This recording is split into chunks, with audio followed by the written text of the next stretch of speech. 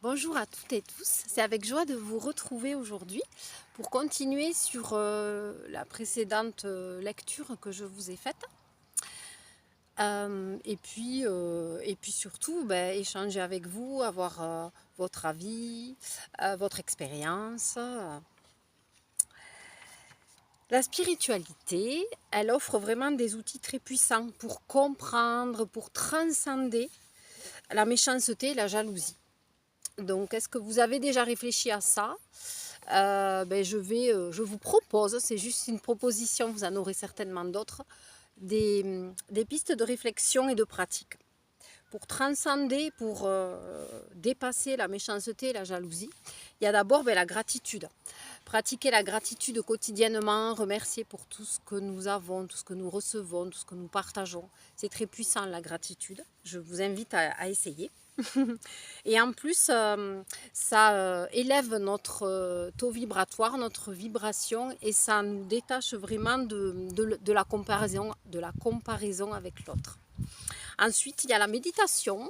Donc la méditation, comme certains d'entre vous le savent, ça élève notre taux vibratoire, ça nous met dans un état aussi de silence intérieur, de relaxation. Ça nous permet de prendre de la distance avec ce qui est compliqué, ce qu'on vit parfois de difficile.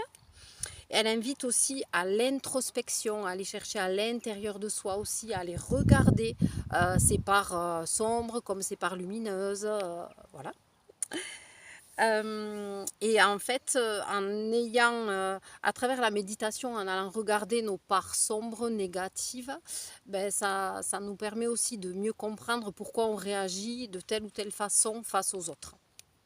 Et ça nous permet d'avancer et de devenir meilleur. Un autre aspect, une autre piste de réflexion, c'est le pardon. Donc j'en ai déjà parlé dans une de mes publications précédentes.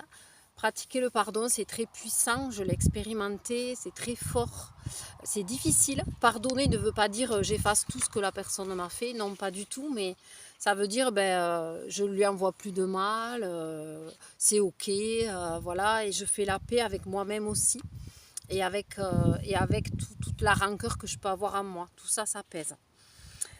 C'est vraiment important. Et ensuite, une autre piste de réflexion, c'est la responsabilité personnelle. En fait, en spiritualité, ce qu'on nous enseigne, c'est être responsable de nos actes, de nos pensées, de nos paroles, et c'est très important.